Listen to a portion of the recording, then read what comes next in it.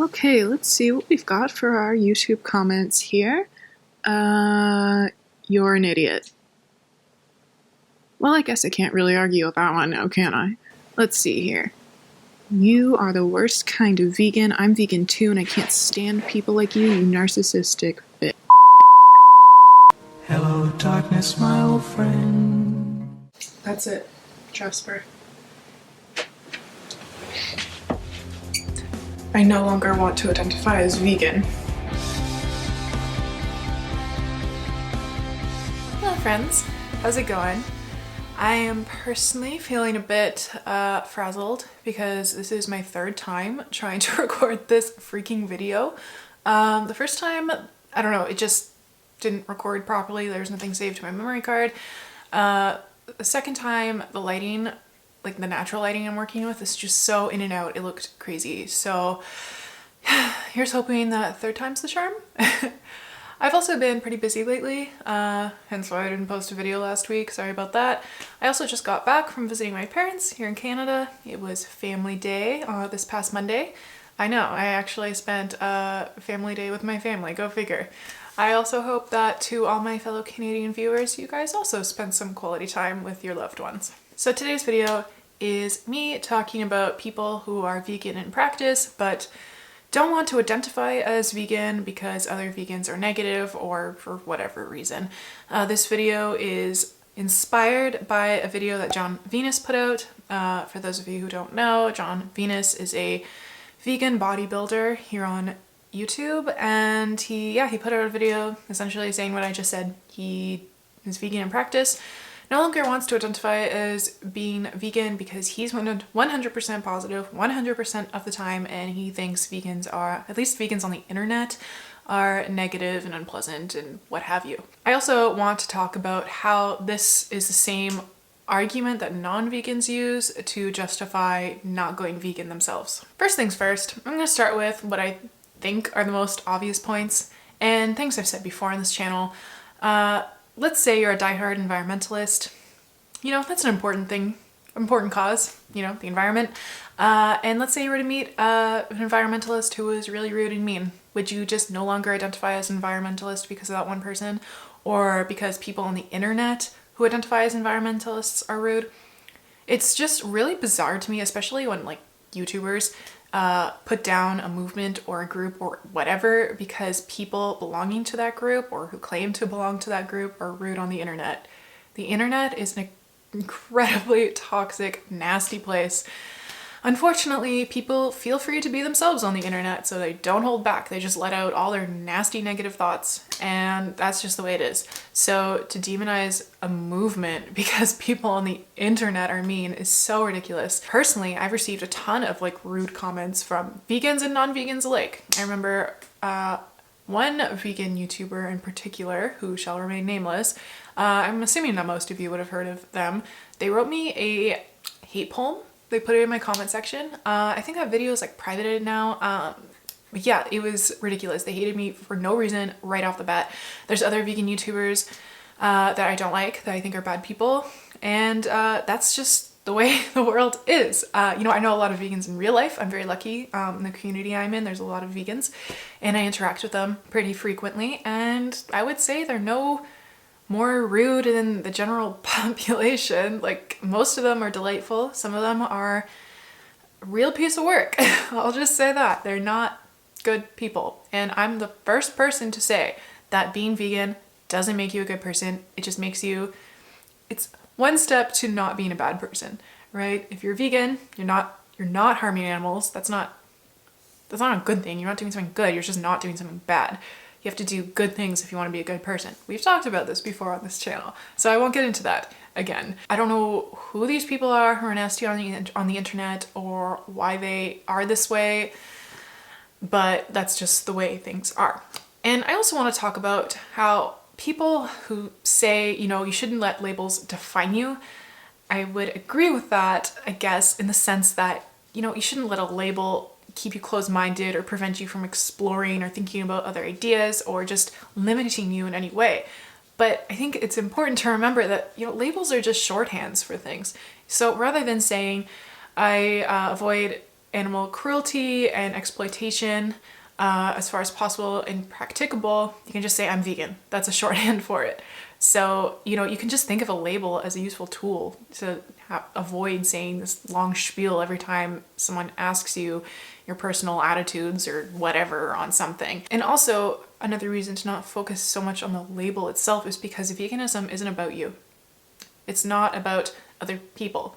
It's about the animals. So it's irrelevant to me if vegans are nasty people. Like, if every single vegan I knew out there in the world and on the internet was just really rude and mean and whatever, I would still be vegan because I know it's the right thing to do, regardless of how other people behave.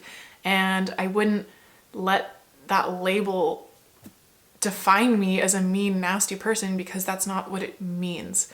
So I would just say to anyone who's vegan but doesn't want to identify as vegan, don't let the label define you. It's not about you, it's about the animals. And the reason why I care about this is not like, I don't care for a personal reason, right? Like, I don't care what Jon Venus or anyone doesn't identify as. You know, Jon Venus doesn't have to identify as a bodybuilder for all I care. He can identify as a pineapple for all I care. Like, on a personal level, it doesn't matter. I just think it's detrimental to the movement when we have vegans who are self-flagellating for the sake of non-vegans to make them comfortable. You know, these are people I like to call vegan apologists, and in my opinion, they are a million times more detrimental to the movement than a so-called militant vegan. These people are seemingly forgetting that in order for there to be change, you have to make people feel a little bit uncomfortable. No one's going to change if they feel comfortable. They have to feel some kind of way first. And it's not that I don't sympathize. Like, I'm sure we as vegans all know how it feels to be in a social situation and someone brings up veganism. And if you're a non-confrontational person like I am, like I'm someone who naturally doesn't like to rock the boat, you know, it's very tempting to kind of just make a joke at veganism's expense, or just, you know, an offhand, yeah, vegans are crazy or whatever. I would encourage you, viewer, if someone says something, let's say, I think a common thing is non-vegans will criticize PETA. Oh, you know, PETA and their sexist animal rights ads, like, they're just the worst, like, oh, veganism. You know, I would encourage you to say your honest opinion on, you know, any given issue. In this case, we're talking about PETA's, like, campaign ads. You know, if you like or dislike an ad, you know, give your honest opinion. I think we can acknowledge to that non-vegan that clearly this campaign didn't work for you. It wasn't effective activism, like, in terms of getting you to hear the message. We can agree on that. That's our own personal subjective experience. But I think it's important to acknowledge that the principle behind the message you do agree with. You would do agree that animal exploitation is wrong. You do agree that it's wrong to kill and eat animals. And I think we as vegans, if you're like me at least, where you kind of don't like to rock the boat in social situations, and that's very natural. Humans kind of just want to belong. Like, evolutionarily speaking, we've evolved that way. We want to fit in and feel like we belong. We don't want to rock the boat. I would really encourage you to speak up and don't self-flagellate. Don't be a vegan apologist, because, you know, it doesn't matter how softly you speak or aggressively you speak. People are going to feel uncomfortable just based on your very presence. You know I've been to parties or social gatherings where people know I'm vegan just because they know me, and I haven't brought it up at all. I'm just hanging out, having a good time, and, you know, someone has to bring it up and give me a hard time about it. I haven't said anything. I'm just literally just existing in the room, and they still feel attacked by me. People are going to say that you're too loud, you're too brash, you're too aggressive, no matter how passive and positive you are. So you may as well just speak the truth. This isn't me saying that you should be aggressive and mean and rude intentionally. You know, I think we should use civil discourse whenever possible. I think that's more effective than just yelling at people, obviously. But don't be ashamed of it, because that's the other thing. Like, who would want to join a movement if you are ashamed, if you're making excuses for other people, you know, you're putting other vegans down, right? Like, from an outsider's perspective, you're not confident in your own beliefs. You're not confident in the own movement that you're a part of. And so that's what I have a problem with when people say, oh, I'm vegan, but I don't want to identify as vegan. You are putting down other vegans.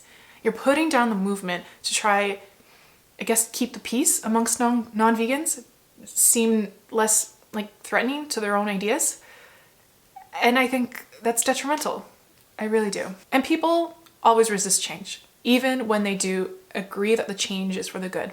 So the case of veganism right now, I'd say most people probably aren't on board with veganism and implementing laws that would make veganism universal. We're not at that stage yet. But to give an example of people who approve of a change but still think it's, you know, happening too quickly, it would be back in the 1960s during the civil rights movement. There was people who agreed with the civil rights movement. They thought it's a good change, but they thought it was being implemented too quickly. So just to read an article here. By 1965, a poll found that 78% of Americans approved of the Civil Rights Bill. But while the public supported civil rights legislation conceptually, they expressed concerns about the pace of its implementation. Indeed, although most supported the new civil rights law soon after it was passed, a National Opinion Research Corporation poll showed 68% of Americans wanting to see moderation in its enforcement, with only 19% wanting vigorous enforcement of the new law. We're talking about ending segregation here. People wanted moderation in its enforcement, even though they agreed with the principle of it. They thought it was a good change. I also want to read a quote by Martin Luther King Jr. "First, I must confess over the last few years I have been gravely disappointed with the white moderate.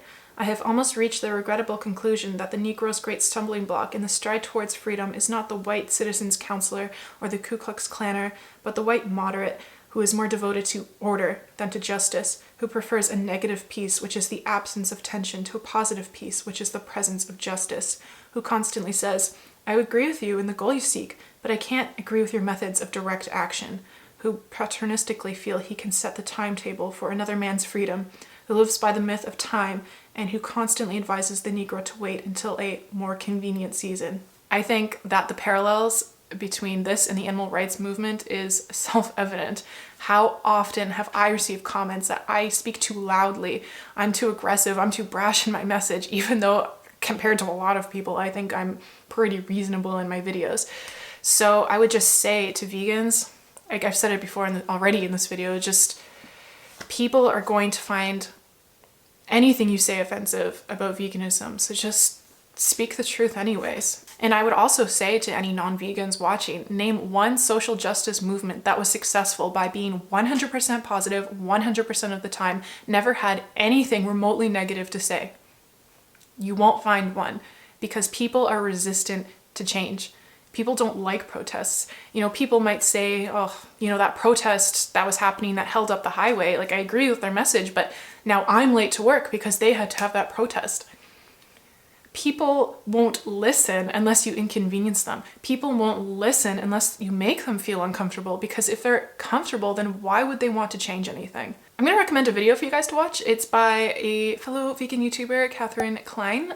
She did a video on Martin Luther King Jr. and veganism, and I'll link it down below for you. I feel very strongly about this subject. I hope you guys agree with me that we need to be strong in our convictions and not apologize for having our beliefs. So yeah, that's all I'm gonna say for now. Subscribe to my channel if you haven't already. I post videos every Thursday. Like this video if you liked it, and please leave your comments down below. I always enjoy reading them. And oh yeah, follow me on my socials. I'm pretty active on Instagram and Twitter. And okay, that's it for now. I'll see you in the next one.